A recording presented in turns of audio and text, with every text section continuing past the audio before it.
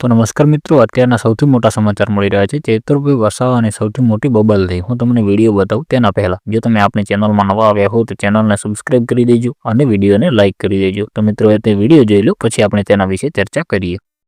Collector થી તલાટી થી લઈને કલેક્ટર સુધીના બધા તમે નોકર છો, અમે બધા સેવક છે। આ લોકો જે પણ કે અમે પ્રતિનિધિ છે, અમને અધિકારો આપ્યા છે, તમે અમને કેમ અહીંયા બોલાવ્યા નથી?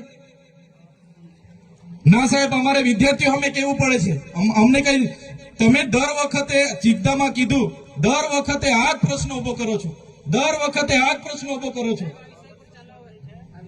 ઓ ભાઈ, ધારાસભ્ય છું, લોકોએ મને ચૂંટ્યા છે, મને આમંત્રણ જોઈએ ભાઈ। આ કોઈના પૈસાથી આ બિલ્ડિંગ નથી બની, તમારા ઘરના પૈસાથી બની છે। અરે વિષય પર તો મને આમંત્રણ કેમ નથી આપ્યું? મને જાણ કોઈ એક ફોન કેમ નથી કર્યો? કેમ ભાઈ? અમે ધારાસભ્ય ચૂંટાયેલા છે, લોકોએ અમને અધિકાર આપ્યા છે, અમારો અવાજ તમે દબાવવાની વાત કરો છો। અમને કેમ નથી આમંત્રણ આપ્યું? તમે તમારે આમંત્રણ આપવું જોઈએ ને અમને। ઓ ભાઈ, બંધ કરી દેવાડો, મારો અધિકાર છે ભાઈ। તમે આવો, બંધ કરી દે એટલે આમંત્રણ કેમ નથી? બંધ કરી દે એટલે બંધ કરી દે એટલે બંધ કરી દો એટલે આમંત્રણ આપવું જોઈએ ને તમારે।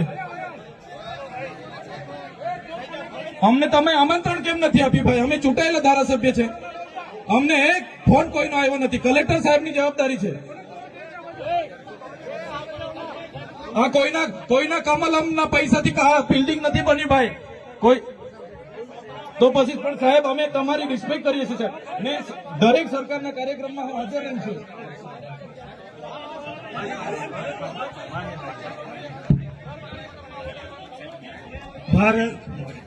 ભાઈ ચલો શાંતિથી બેસી જાઓ, બધા બેસી જાઓ।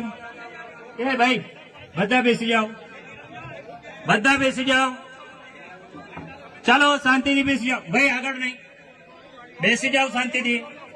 ભાઈ